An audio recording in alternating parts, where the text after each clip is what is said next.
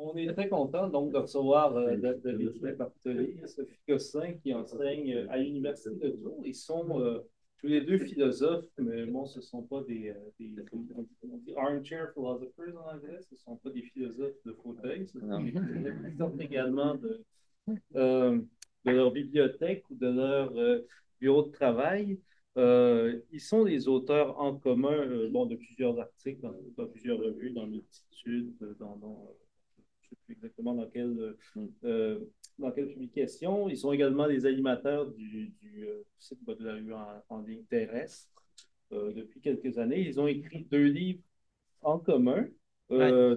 Tout d'abord, Le toucher du monde, qui est sorti, si je me souviens bien, vers 2018. C'est 2019. 2019. Donc, 2019, aux éditions dehors. Un livre qui aborde beaucoup plus la question de la technique, de philosophie de la technique. Ce sont deux philosophes qui explorent plusieurs terrains qui sont très d'actualité aujourd'hui. L'environnement, le tournant ontologique, un peu bon, toute la question des pensées autour de l'Anthropocène. Plus récemment, aux éditions du Seuil, dans la collection qui était appelée la collection Anthropocène et qui s'appelle maintenant Écocène. C'est ça, plus affirmatif. Plus affirmatif. Ben, aussi, bon, c'est un terme qui est devenu quand même l'enjeu de toutes sortes de débats. On invente toutes sortes de manières peut-être de politiser un peu plus la question de l'anthropos, évidemment. On parle de planthropocène, cthulhucène, capitaloцène. Donc, maintenant, la collection s'appelle peut-être de manière un peu moins neutre Écocène aux éditions du Seuil, La condition terrestre, donc qui est sorti l'an dernier, si je ne me trompe pas, 2022 ou 2023? 2022. Fin 2022. Fin 2022. Ça fait quand même pas très longtemps. Et ce que vous allez nous présenter aujourd'hui, c'est un des chapitres de cet ouvrage. Et je vais peut-être prendre la main pour tout simplement présenter un petit peu l'enjeu des deux livres. Qu'est-ce qui fait C'est que dans les deux livres, on essaie à chaque fois de prendre. On a commencé cet ouvrage, il nous a mis 7-8 ans, donc on a commencé vers 2010. On a mis 7 ans pour le faire, celui-ci, pour revenir dans les débats justement après Bruno Latour sur nature-culture. Et en Occident, une césure est faite entre nature-culture par la technique. Quasiment la plupart des penseurs de l'anthropologie, de l'archéologie, c'est à travers l'usage de la technique qu'on peut séparer ceux qui auraient une culture et ceux qui seraient des motifs de la nature. Donc le livre là, c'est une philosophie de la nature renouvelée, mais non anthropocentrique. La technique n'est plus l'usage exclusif des humains pour habiter le monde, c'est l'ensemble des vivants qui trouvent des techniques, qui les inventent selon des situations. Et on va effectivement, maintenant on le sait avec la philosophie du vivant, des animaux et autres. Et donc c'est l'enjeu justement de dire, on a sous-titré technique au pluriel du naturé, et on a fait de la nature non plus un décor passif sur lequel les humains modernes pourraient agir à leur volonté, avec le régime extractiviste, le régime de chosification de l'espace, et seuls les sujets humains seraient ceux qui peuvent valoriser, si on peut dire, le substrat matériel de la nature. Là, on donne à la nature, comme les anciens Grecs donnaient à la physis, la capacité d'inventer des mondes. Donc voilà, naturé, c'est les capacités de réinventer des mondes, et puis que ce soit des vivants, des planètes, ou tout ce qui est animé, une tentative d'habiter un monde. Oui, donc ça, c'est le premier objectif. Le deuxième, c'est justement, normalement, le découpage entre nature et culture, peuple premier sauvage ou peuple civilisé, c'est la question de l'institution. Il y aurait des institutions faites par les sujets humains, les sujets modernes, du XVIIe et surtout entérinées avec, entre guillemets, la Révolution française, les Lumières. Et là, seraient ceux qui seraient pleinement sujets du dispositif politique, ceux qui sont capables d'instituer. Et la plupart du temps, dans l'Occident, ceux qui savent instituer, c'est les sujets citoyens, donc les quelques-uns qui ont le droit de citer, qui ont le droit de voter, c'est-à-dire en fait très peu.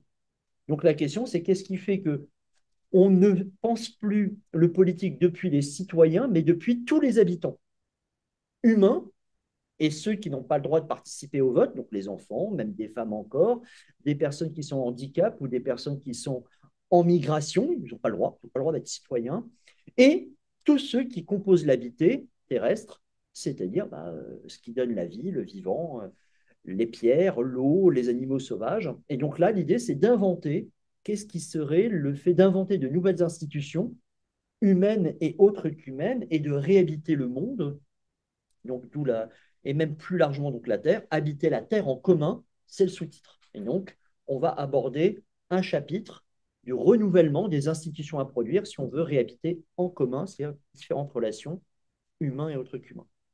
Donc le livre La condition terrestre, il s'ancre, on pourrait dire, dans un double constat, qui est celui de la crise écologique, du dérèglement climatique, donc comment tous les cycles du vivant sont déstabilisés, sont perturbés, sont rompus, ce qu'on a vu très bien ce matin, mais aussi dans le constat d'une crise aussi institutionnelle, politique, sociale, dont les peuples font de plus en plus les frais, mais qu'on constate aussi à l'échelle mondiale qu'il y a un écart de plus en plus grandissant entre les structures de représentation, les structures de gouvernement et les habitants, les communautés habitantes.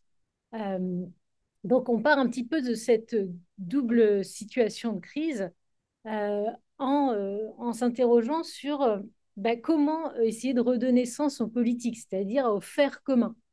Comment, quel peut être notre horizon commun dans ce contexte à la fois de bouleversement général et où les institutions dont on hérite depuis notamment l'époque moderne et qui se sont imposées à l'échelle mondiale à travers la colonisation, c'est-à-dire le dispositif de l'État national articulé au système économique capitaliste, c'est bien ça, ce système-là, qui, qui s'est développé dans le contexte européen et qui a ensuite été donc imposé, et je pense que c'est important de le dire, par la force, par la violence à l'échelle mondiale.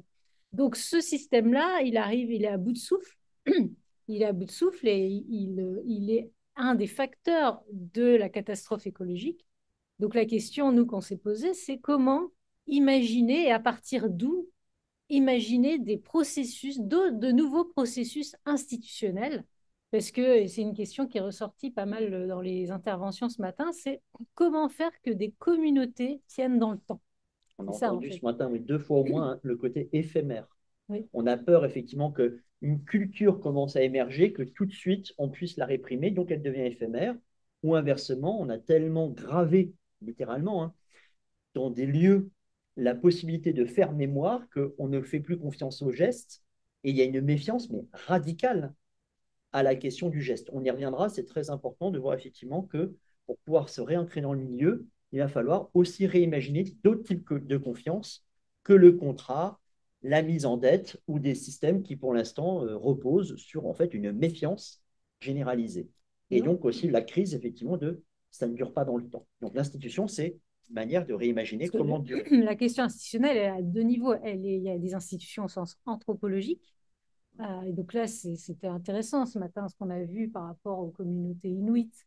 En fait, c'est bien tout ce tissu institutionnel qui permet de faire commun, de durer dans le temps, qui est en train aussi de se déliter du fait des dérèglements climatiques, parce qu'en fait, les processus institutionnels, sur le plan anthropologique, ce qu'on découvre aujourd'hui, c'est qu'ils ne sont pas que humains. Ils sont pris dans des chaînes d'interdépendance avec les autres vivants. Donc, l'enjeu, ça va être ça, ça va être comment on remet en œuvre des processus institutionnels qui nous permettent de renouer de nouvelles chaînes d'interdépendance, de faire avec les basculements et les instabilités grandissantes. Et puis, il y a une deuxième sens du mot institution, qui est l'institution au sens politique, où là, c'est tous les enjeux de prise de décision sur comment on habite en commun, comment on partage l'espace d'habitation, comment on partage le territoire. Et, et nous, le constat qu'on fait, c'est que tout le dispositif de l'État national et des systèmes de représentation en fait, se sont construits sur l'exclusion de tout un ensemble d'êtres qui ont été les femmes, les peuples racisés, les peuples autochtones, et, euh, et aussi tous les autres qu'humains, tous ces êtres qui ont été relégués du côté de la nature, réduits à une ressource exploitable ou à un décor passif. Donc, du coup, l'enjeu, ce serait euh, ces institutions modernes, elles se sont construites à l'aune de quoi? À l'aune, alors si on reprend le contexte historique de, de l'époque moderne, hein, où ont émergé l'État-nation, où c'est vraiment structuré, c'est finalisé la forme de l'État-nation moderne, c'est directement lié euh, au processus colonial, on reviendra dessus, mais dans le contexte européen, c'est lié aussi à une délégitimation des institutions du régime politique de droit divin. C'est-à-dire que c'est lié aussi à toutes les guerres de religion. On sent bien que ce qui faisait tenir ensemble avant les sociétés, en tout cas en Europe, c'était le système de droit divin. C'était l'Église d'ailleurs qui occupait une place importante de position de souveraineté. Avec le terme d'ailleurs, enfin le projet d'une œcuménée, c'est-à-dire effectivement d'un oikos, la Terre sera un oikos, et avec le projet civilisationnel et déjà effectivement euh, d'émergence, on va dire, d'aller chercher, d'accaparer l'ensemble des terres. Et un auteur, justement, appelle ça la première occupation du monde. Hein, l'idée, c'est vraiment, il faut rassembler sous un seul auteur l'ensemble de la Terre. Et donc ça, c'est l'émergence de l'État-nation va, d'une certaine manière, et on le voit bien dans toutes les théories politiques du contrat social, substituer à ce régime de droit divin une nouvelle figure d'autorité qui est l'humanité, mais une humanité pensée comme universelle. Et donc, cette humanité, c'est au nom de l'humanité que va se construire ce nouveau dispositif politique, mais en même temps qui va lui-même reposer sur tout un ensemble d'exclusions. Donc, les exclusions dont je parlais tout à l'heure, justement, les femmes, les racisés, les autochtones et les autres qu'humains. Et la catastrophe écologique que l'on vit, nous, on essaye de la prendre comme aussi une occasion pour, enfin, qui permet en fait à tous ceux qui ont été exclus de l'espace politique, qui ont été exclus de cet espace de la cité, de la civilisation, bah, de faire irruption, de pouvoir faire intervenir dans cet espace politique et d'en reconfigurer les fondements. Et ce qu'on appelle la condition terrestre, c'est ça, ce basculement où on sort de cet horizon qui est seulement dessiné par la condition humaine, pour dire qu'en fait, il faut repenser la condition humaine dans une condition élargie qui est la condition terrestre, c'est-à-dire le fait que l'on on fasse monde, on fasse des mondes depuis des alliances avec une pluralité d'héritages et aussi culturels, de manière de faire monde, de faire peuple, mais aussi avec les autres humains. Donc c'est ça vraiment la condition terrestre, c'est la possibilité d'une terre-monde, que faire émerger une terre-monde. Et donc, effectivement, c'est là où, effectivement, une terre-monde, ce serait, effectivement, c'est, vous savez, pour faire tenir des institutions, il y a les grands mythes, entre guillemets, qui permettent de faire tenir, de rassembler. Et il y a des mythes qui se referment, comme le mythe de Dieu, que l'homme a essayé de renouveler en lui redonnant de nouveau un accès au monde plus matériel. Et en même temps, ce matérialisme a épuisé le réel, il faut le dire, hein, on épuise le réel à tous les sens du terme. Et donc là, on voit bien que c'était un peu mon intervention ce matin sur la question du matrimoine. On sent bien que si effectivement les nouvelles voix se réveillent, effectivement celle des femmes, des autres qu'humains, la nouvelle autorité sur laquelle effectivement on pourrait refédérer toutes ces voix qui ont été tues, c'est effectivement la Terre, mais non plus comme un objet que des gens pourraient piloter comme des ingénieurs ou des scientifiques un peu, voilà, qui ne sont plus sur Terre, si on peut dire, mais effectivement une Terre faite de plusieurs mondes.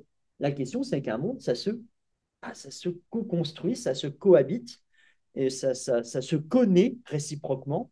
Et là, c'est ce qu'on va peut-être dire effectivement sur un exemple très précis. Alors, juste pour resituer, donc le livre, il s'organise autour de 5 chapitres. Dans chaque chapitre, on est parti de situations différentes dans le monde qui nous semblaient porteuses d'espoir, si on peut dire, c'est-à-dire d'une perspective d'ouverture sur comment reconfigurer, repenser l'espace politique. Ça, c'est un petit peu la spécificité de notre, disons, démarche, hein. C'est-à-dire que nous, on est philosophes, on n'est pas sociologue, on n'est pas anthropologue, mais on s'appuie sur les travaux, beaucoup sur les travaux à la fois des sciences humaines et sociales, et de l'éthologie, de l'écologie. Mais notre idée, en tout cas en tant que philosophe, c'est comment aller faire des enquêtes sur des situations précises, ancrées, avec des personnes qui sont en situation de conflit, qui sont confrontées à des épreuves réelles, mais essayer de dégager de ça des horizons, des perspectives pour l'avenir, en fait, des concepts, des manières autres de penser l'espace politique. Donc c'est un petit peu l'objectif du livre. Et donc on a pris 5 situations, le fleuve Wanganui, les fleuves Wanganui en Nouvelle-Zélande et la personnalisation du fleuve Wanganui et la lutte des Maoris. On a pris la ZAD de Notre-Dame-des-Landes en France, qu'on connaît bien, puisqu'on la fréquente assez souvent. Ensuite, justement, ce dont on va parler maintenant, c'est-à-dire la lutte qu'il y a eu sur le... Ah oui, ensuite, il y a la Bolivie, la proclamation des droits de la terre-mère et tous les problèmes qu'il y a eu derrière, les conflits qu'il y a pu avoir, notamment autour du Titnis, et qui a amené après à la démission de Evo Morales. Et ensuite, il y a le fleuve Eloi, donc dans l'État de Washington aux États-Unis. Et, Alors après, on essaie de repenser la souveraineté dans le conflit qui s'est opéré entre la France métropolitaine et la Nouvelle-Calédonie, qui était dans son processus justement de réappropriation culturelle. Et on va revenir dessus, où seuls les Kanaks a eu le droit dans la Constitution française d'être nommé peuple, très important. Seul un peuple a le droit à sa souveraineté culturelle, mais pas que, à une souveraineté du monde. C'est-à-dire à un ensemble de conceptions immatérielles, de croyances et d'une temporalité qui échappe à la temporalité moderne. Et ça, au final, seuls les Kanaks, dans la Constitution française, a été... Donc ça a été pour nous important. Il y a une sorte de jurisprudence politique en France. Il y a des lieux où on pourrait y avoir une double souveraineté, ce qui normalement est exclu dans les souverainetés une et indivisibles de la conception moderne. Et enfin, on a été sur effectivement la question de l'autorité, repenser la terre-mère comme une temporalité avec laquelle la temporalité politique doit travailler. Et là, on a été chercher les mouvements de libération et d'émancipation au Chiapas, les apatistes, qui essaient justement de trouver des lieux d'autonomie. Et de réinscrire les pratiques humaines et le temps humain dans les temps terrestres. Donc là, on va plus particulièrement s'intéresser à ce qui s'est passé aux États-Unis. Donc en 2011, il y a eu un processus, donc l'aboutissement en fait d'un processus pour revendiquer le démantèlement peut-être des plus grands barrages qui existent au monde, hein, sur le fleuve Eloi. Donc on voit un petit peu dans la carte, hein, donc le fleuve Eloi, qui donc se situe plutôt dans l'Amérique du Nord, dans l'État de Washington. Et donc, ce qui nous a intéressé, c'est de comprendre qu'est-ce qu'a produit ce processus de démantèlement des barrages. Qu'est-ce que ça veut dire de démanteler les barrages?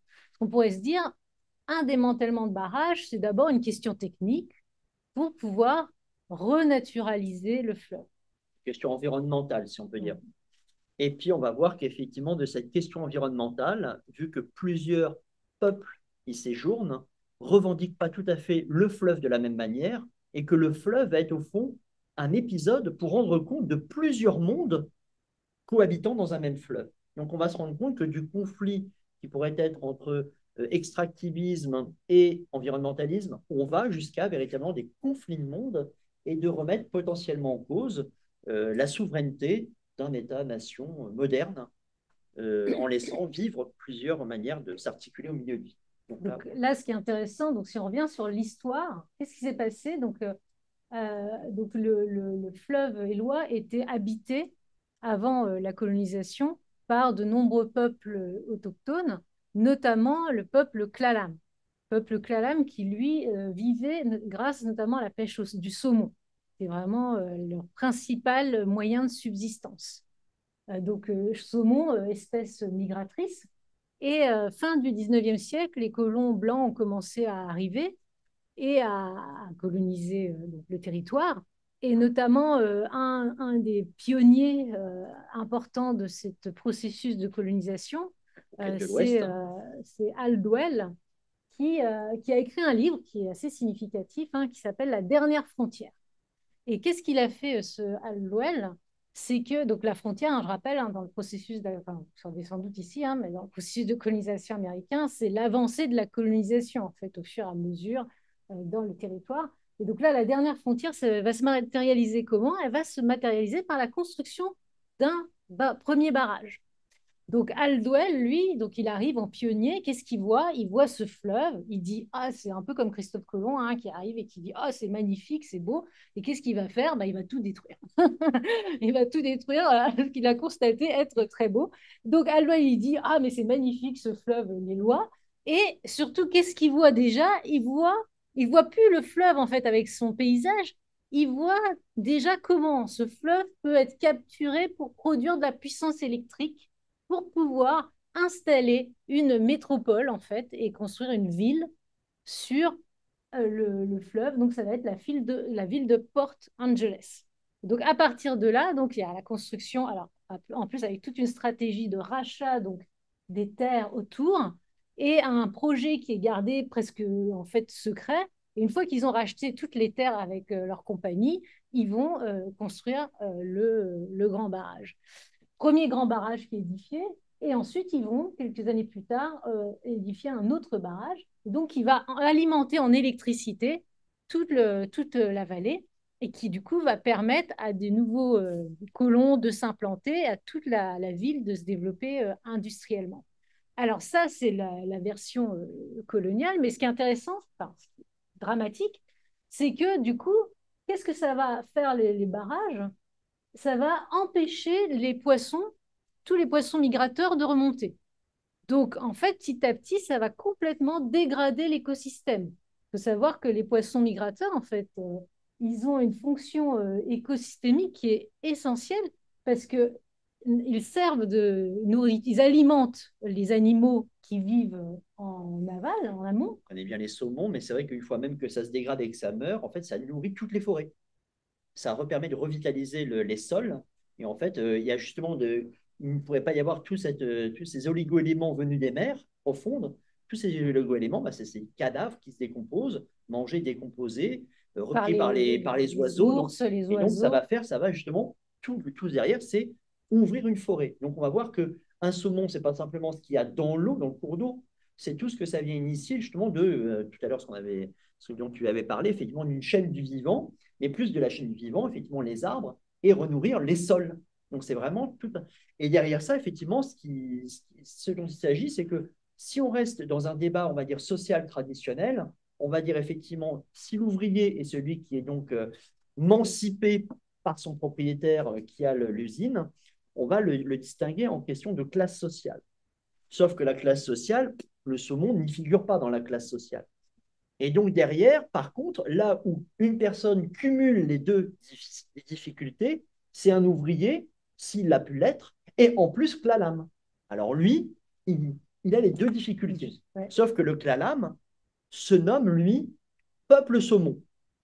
Mais juste pour revenir avant, ce qui est intéressant, c'est de voir aussi que au moment où il y a eu la construction du barrage, donc il y avait aussi toute une population de colons blancs qui vivaient aussi grâce à la pêche. Donc en fait, ça a privé les habitants, donc tout le peuple Clalam, en fait, ça les a privés de leurs moyens de subsistance principale. Ça a aussi privé toutes les populations pauvres blanches, en fait, qui vivaient de ce moyen de subsistance. Et, et surtout, c'est que donc il y avait un problème avec les saumons. Donc qu'est-ce qu'ils ont fait? Ils ont fait des espèces de réserves d'élevage de saumon en amont, enfin, justement, avant En aval du barrage pour revendiquer malgré tout un peu. Parce qu'en fait, beaucoup de pêcheurs demandaient de pouvoir pêcher, continuer à pêcher. Sur la question de la fête, au moins on leur laisse un peu de patrimoine. Mais voyez, la question du patrimoine, c'est aussi une manière de confisquer l'ensemble du monde qui va avec. Hein, c'est quelque chose, là on voit bien, et c'est intéressant de voir à quel point on peut revendiquer peut-être quelque chose de plus. Et le poisson est un indicateur d'un monde plus large. En fait. Et cette mise en réserve des saumons était contemporaine de la mise en réserve des autochtones. Donc en fait, il y a vraiment une même logique qui est à l'œuvre en fait, d'enfermement et d'exclusion de l'espace politique, parce qu'en fait, les autochtones n'avaient pas le statut de citoyen américain, donc ils étaient vraiment complètement exclus de l'espace politique, de l'espace économique, privés de leurs moyens de subsistance. Et même, en fait, quand ils allaient pêcher, il y a des traces, hein, quand ils allaient pêcher, ils étaient arrêtés, mis en prison, parce qu'ils pêchaient dans leur fleuve ancestral.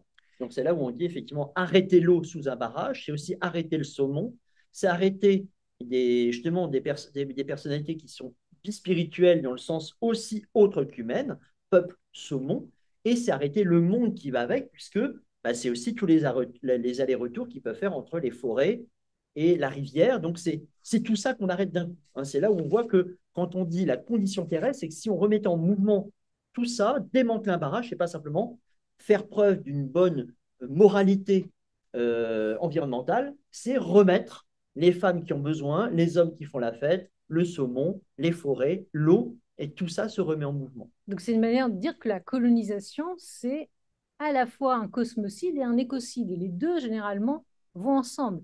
On détruit une manière de faire monde, d'habiter le monde, en même temps qu'on détruit les conditions de possibilité du renouvellement de la vie qui conditionnent ce monde.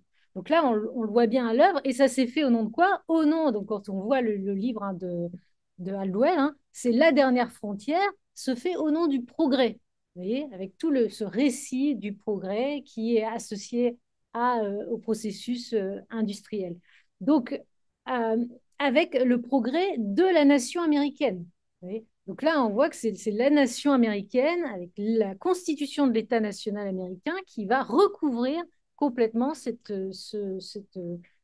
antériorité, disons, de population et de manière d'habiter. Alors, du coup, nous, ça, c'est la partie historique. Mais pourquoi est-ce que le projet de démantèlement nous a intéressés?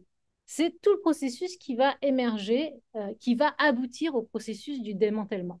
Parce qu'on voit bien du coup que démanteler le barrage, ça veut dire revenir sur tout ce récit du progrès de la modernité, de l'industrialisation et l'adhésion en fait aussi à une espèce de imaginaire de l'American Way of Life, de tout cet imaginaire économique qui est derrière, en fait. C'est bien un certain monde, un unimonde, on pourrait dire, pour reprendre les termes d'Escobar, qui est en jeu. Et du coup, comment est-ce que s'est produit le processus de démantèlement? Donc, ça s'inscrit dans le cadre d'un parc national. Peut-être une dernière chose, justement, si on voyait que les tentatives d'émancipation, on voit bien qu'aujourd'hui, soit elles sont communautaires, c'est-à-dire c'est des femmes ou autres, mais populaires, en fait, la dernière tentative, ça a été les années 50, 60, 70. Hein, donc, c'est-à-dire les fronts de libération nationale. Donc toute l'Amérique latine, mais aussi le Front de libération nationale corse, de Nouvelle-Calédonie. Et au fond, on peut le dire, ça a été un échec. En termes d'émancipation populaire d'un peuple, c'est un échec. Pourquoi? Parce qu'en fait, tous sont revenus à ce qui était l'ordre du moment, c'est-à-dire la nation. En fait, on demande simplement à être intégré au sein de la nation, mais en n'ayant pas les outils suffisants de domination pour aller au pouvoir. Donc là, ce qu'on essaie d'imaginer, c'est de se dire, en fait, qu'est-ce qui fait qu'un peuple n'a pas pour seul horizon de se dire peuple national à l'intérieur déjà de tout un mouvement constitutionnel déjà établi, mais comme peuple terrestre. Qu'est-ce que c'est que de se revendiquer comme peuple terrestre et de considérer une terre-monde? C'est ça l'enjeu. Oui, parce que ce qu'on analyse dans le chapitre précédent sur la Bolivie, c'est que le problème, c'est que même par exemple, c'est ce qui s'est passé en Bolivie, quand le MAS arrive au pouvoir, il porte des revendications des communautés autochtones. Sauf qu'au final, au cours de la législature du MAS, d'Evo Morales, en fait, ils vont être pris dans des logiques systémiques, justement, structurelles à l'État-nation, qui est qu'à partir du moment où on s'inscrit à l'échelle d'un État-nation, on est de fait pris en concurrence dans le marché international. Et donc, on est obligé de s'inscrire dans des logiques extractivistes, tout simplement pour pouvoir survivre face aux économies voisines ou au marché international. Et donc, du coup, en fait, un gouvernement qui a proclamé les droits de la terre-mère se retrouve à détruire une forêt. Donc, le Tipni, c'est tout un espace naturel et hyper avec une biodiversité énorme pour des enjeux, justement, de développement énergétique. Et du coup, on reconduit les contradictions. Donc, nous, l'enjeu, c'est de dire comment est-ce qu'on imagine l'émergence de nouvelles institutions politiques qui se pensent depuis les territoires vivants, c'est-à-dire qui justement ne sont plus en contradiction avec les cycles du vivant. Et ce qu'on a vu aussi là, c'est qu'effectivement, on voit bien que selon le type de lutte et ce sur quoi ça porte, on n'a pas les mêmes leviers d'émancipation. Là, par exemple, les leviers, c'est pour ça que ce n'est pas pour rien qu'on parle de la question de l'eau, c'est que la plupart des luttes liées à l'eau permet une émancipation populaire. Parce que c'est là où vous vivez, c'est là où ça constitue votre corps et vous êtes à côté, vous pouvez le défendre, comme Vandana Shiva en Inde, comme ici. Par contre, celles qui demandent tout de suite des infrastructures d'État majeures et d'État capital, c'est-à-dire où il faut des infrastructures très riches, comme le gaz, c'est extrêmement difficile de lutter. Et à chaque fois, les luttes liées au gaz, liées au pétrole, sont des luttes qui sont toujours en échec. Le peuple ne peut pas se le réapproprier, ou très difficilement. Alors que quand on est lié à l'eau, lié à la forêt, comme c'est des lieux à partir duquel on vit, on peut, en y habitant, à son corps défendant, être sur ce lieu-là et faire déjà acte d'émancipation par son corps. Donc là aussi, on se rend compte que c'est l'État qui peut récupérer avec des grands enjeux quand il s'agit de certains types de structures. C'est très difficile d'émanciper véritablement un mouvement populaire, alors que la question de l'eau, des forêts, sont beaucoup plus des leviers en ces termes. C'est pour ça qu'aujourd'hui, beaucoup de luttes autochtones passent par les forêts, les eaux et tout ça, parce que c'est à même vos milieux de vie. Et là, on a vraiment beaucoup de... Donc, juste pour resituer, donc les clams, donc, depuis le 19e siècle, se battent en fait, contre le système des barrages. Et en fait, la zone où se situe donc la rivière Eloi va devenir un parc national. Et en fait, dans le cadre du parc national, normalement, il est interdit de construire des barrages. Donc, au moment où, dans les années 70, le barrage doit redemander à l'État américain l'autorisation de maintenir son activité, il y a un mouvement écologiste qui est montant aux États-Unis à cette époque, qui constate la dévastation écologique produite par les barrages, qui va s'associer, qui va s'allier avec les mouvements autochtones pour revendiquer le démantèlement des barrages. Et donc scientifiques. Il y a aussi beaucoup de scientifiques qui sont des aussi naturalistes. Voilà, des écologues, des naturalistes qui vont s'associer, qui vont, au départ, ça paraît complètement fou parce que c'est les plus grands barrages au monde et tout le monde les prend pour des illuminés en disant mais vous n'arriverez jamais à faire démanteler ces barrages. Et en final, donc ça va durer un long processus, ils vont réussir à convaincre à l'échelle de l'État américain de la pertinence du démantèlement du barrage. Il y a un ou deux politiques courageux.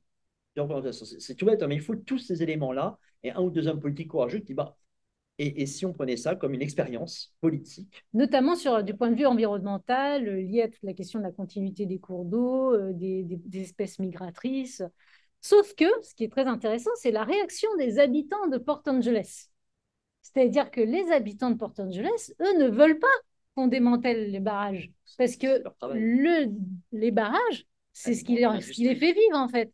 Ils dépendent de l'industrie. Toute leur économie dépend de l'industrie, dépend justement de ces barrages. Donc, il va y avoir une tension, une situation de conflit, alors que l'État américain est pour le démantèlement du barrage. Les écologistes, les autochtones sont pour le démantèlement des barrages. Mais les habitants, les résidents locaux sont contre. Alors, qu'est-ce qui va se passer? Ils vont se dire, plutôt que de passer en force, ils vont se dire, bah non, il faut qu'on initie un processus politique, d'ouvrir un espace dans lequel on va mettre au travail, on va ouvrir un espace de dialogue pour discuter et montrer la pertinence du démantèlement du barrage. Donc, ça va durer un processus qui va durer plus d'1 an. Mais ce qui est très beau, c'est qu'à l'issue de cette année-là, ce qui prouve que des fois, quand même, certains processus démocratiques peuvent avoir une pertinence, au final, les habitants vont changer d'avis et vont, de manière consensuelle, accepter, aller dans le sens du démantèlement du barrage. Alors, bien sûr, il va y avoir des négociations sur des questions d'énergie, mais nous, ce qui nous a intéressés là-dedans, c'est le changement de perspective, le fait de penser, de se faire communauté depuis un fleuve. Voilà, c'est l'émancipation depuis le fleuve, vous voyez, et pas simplement dans l'échiquier des partis politiques. Vous avez une place, et depuis cet échiquier qui est déjà en place, hein, le Parlement, il est en place. On change les individus, mais les sièges sont là, c'est bleu, c'est vert, mais en tout cas, tout est déjà en place. Là, on dit, mais non, si le territoire n'est plus un territoire stable, mais il est mouvant, bah, les places changent. Et bien donc, il a fallu qu'on invente un nouveau dispositif de dialogue pour deux raisons. Un, si ça bouge, bah, c'est que les acteurs ne sont plus en place. Et deux, en plus, on ne va pas mettre à l'intérieur des parlements, ce qui fixe tout ça, les autres qu'humains. Puisque là, on voit, c'est la question des fleuves, c'est la question du saumon, et un peuple se revendique peuple saumon. Donc, ça veut dire quoi? On ne va pas, lui, le réinstaller dans des démocraties citoyennes, alors que lui demande à s'émanciper. Donc, deux termes sont en concurrence dans l'espace grec pour représenter le dialogue et le conflit. L'un qui a été l'enjeu de la politique moderne, c'est-à-dire le polémos. Dans un terme faible, on appelle ça polémique. On est entre tous les deux, mais au fond, tout est en place. Mais sur un plan initial, polémos vient de on fait la guerre jusqu'à temps que l'un d'entre nous, c'est ça, le Kratos, prenne le dessus. Tiens, c'est une vraie guerre.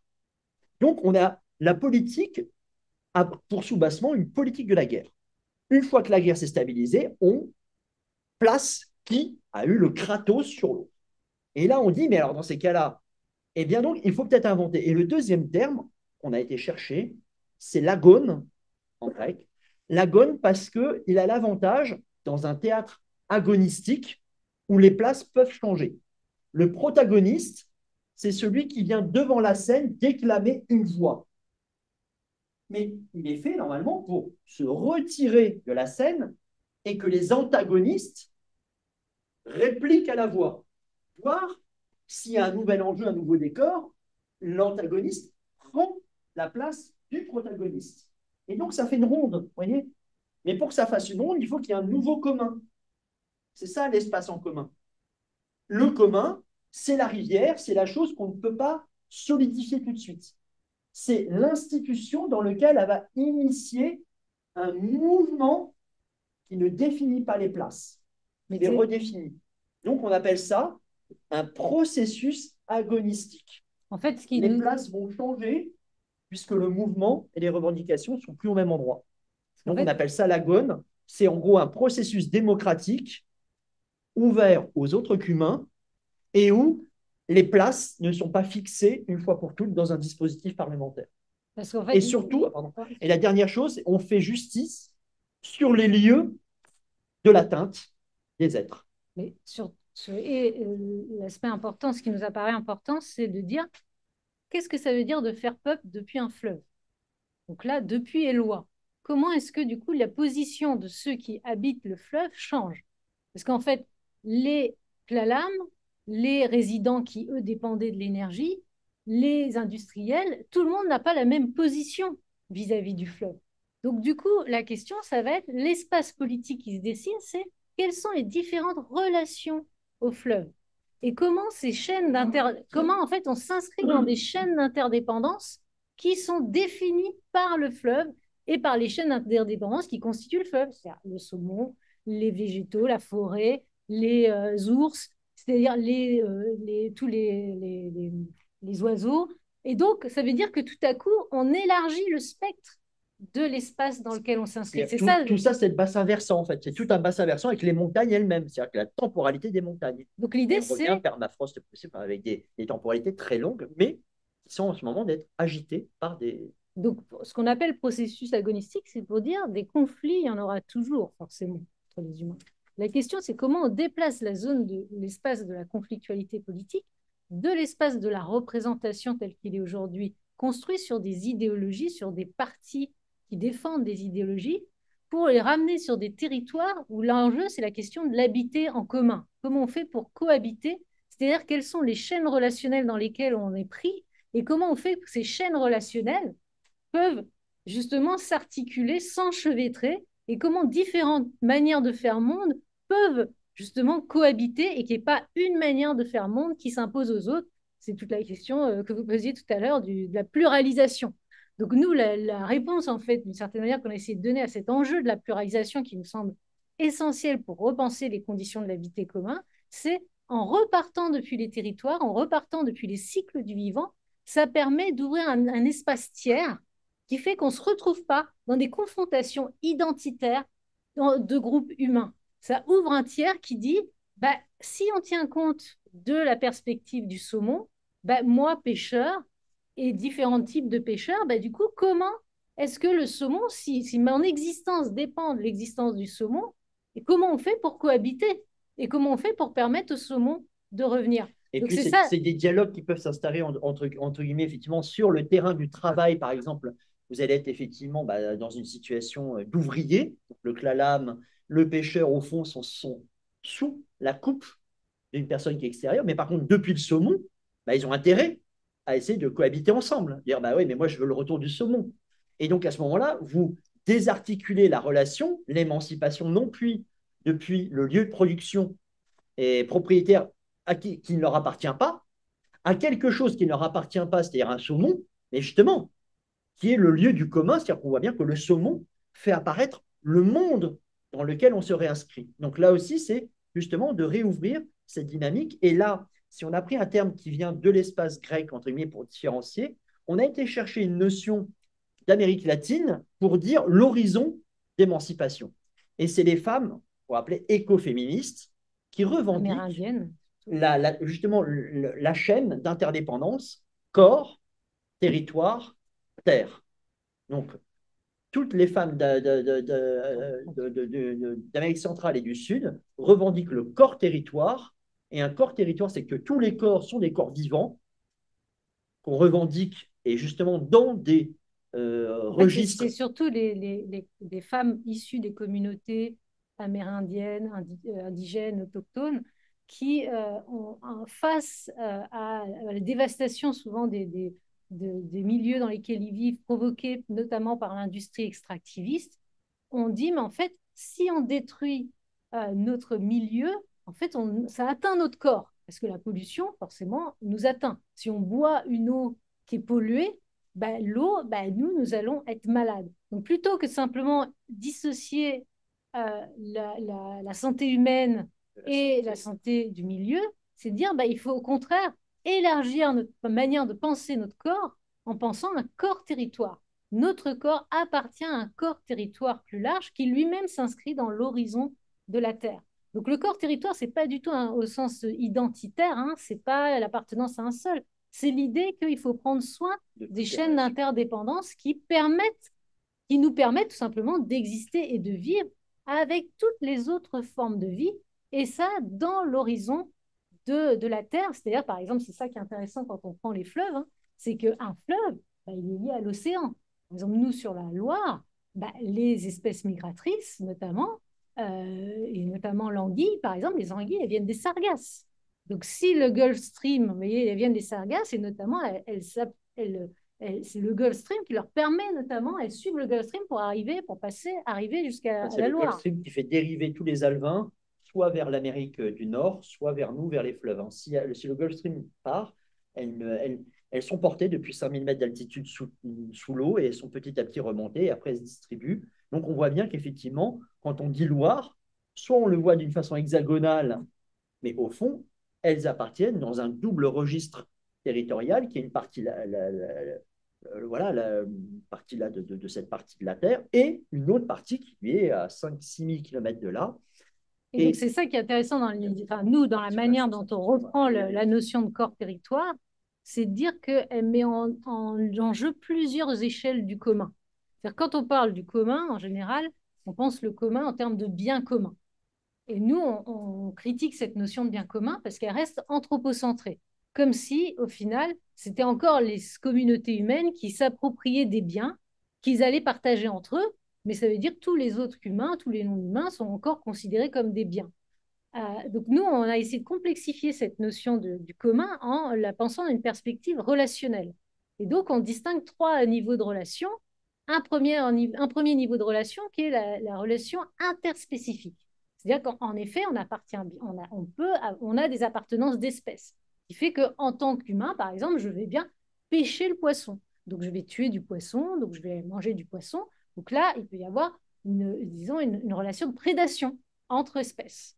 Donc ça, c'est en première échelle de commun, c'est-à-dire du commun interspécifique entre différentes espèces qui ont des communs, mais qui peuvent être dans des rapports de prédation. Mais inversement, comme on l'a vu aussi, la prédation peut être vue de l'autre côté. C'est-à-dire que si on change la perspective et qu'on dit depuis le saumon, ça révèle à quel point notre santé d'habitation est dégradée, le saumon est le veilleur de notre humanité.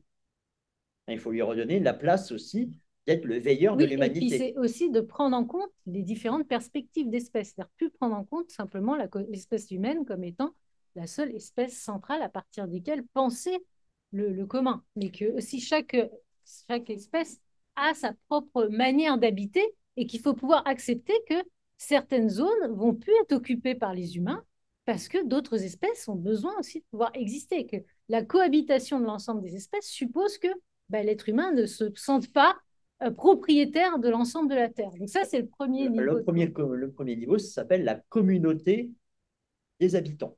Humains. C'est là où on dit les habitants, on ne dispense plus les habitants d'espèces, c'est-à-dire ceux qui sont sujets, des habitants qui sont soumis à des choses ou à des biens qu'on peut s'approprier. Les habitants, c'est tous ceux qui forment un milieu de vie.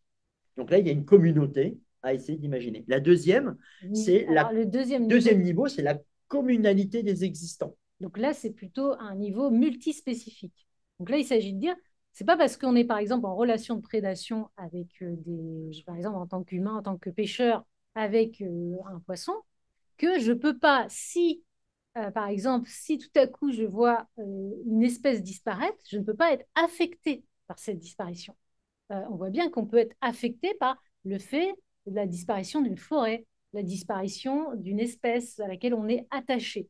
Donc ça veut dire qu'il y a une dimension en deçà de la prédation ou de l'utilisation, de l'usage que je peux en faire en tant qu'espèce, il y a quelque chose qui est commun aux différentes espèces, qui fait que je peux avoir une forme d'empathie, et je peux avoir une forme de relation d'affect, d'attachement pour les autres espèces. Donc ça, c'est ce qu'on appelle... multispécifique, parce que si tout à l'heure, on pensait la relation de réciprocité entre un humain et un saumon, là, on a bien vu que dans le bassin versant, c'est le saumon qui va avec la qualité de l'eau, qui va avec la qualité de la forêt, et qui indique si oui ou non, là encore, la forêt est un bon indicateur. Et tout ça va dans la mer, et si oui ou non, on a pollué la mer au bout. Donc, on voit bien que le bassin versant générique, c'est la communalité des existants. La deuxième dimension supplémentaire, c'est que pourquoi on différencie les existants des vivants? C'est qu'il y a aussi les morts. Et donc, il y a une communauté des morts, ou des communautés d'ancêtres. C'est-à-dire que ce lieu-là, justement, à ce moment-là, les autochtones sont tout à fait légitimes, ou les morts sont tout à fait légitimes à rentrer dans la communauté des existants en disant il y a toutes ces âmes, ces esprits des lieux, ces garants, ces gardiens, et quand bien même ils sont morts, ils sont aussi garants d'une transmission. Donc, pour transmettre dans un temps, donc on voit bien que là aussi, dans les trois niveaux, c'est une question de quelle temporalité. Avec le saumon, on peut le voir de notre vivant. Les existants, c'est faire confiance à justement la reconstruction d'une forêt ou d'une eau. Donc là, on peut imaginer que cette communauté d'existants, on ne pourra vraiment voir notre qualité de soin, notre éthique du soin, que dans les 100, 200 ans. Mais c'est important. On peut se fixer politiquement 100 à 200 ans. Et puis, il y a une troisième dimension beaucoup plus grande. Sur la question de la communalité. C'est-à-dire que juste la notion de communalité, au départ, la communalité, ça correspond à l'ensemble des biens gérés par une communauté humaine. Nous, on lui donne une nouvelle définition parce qu'on s'inscrit dans une perspective non anthropocentrique. Il s'agit de dire, non, les autres qu'humains sont des acteurs, des agents à part entière du commun.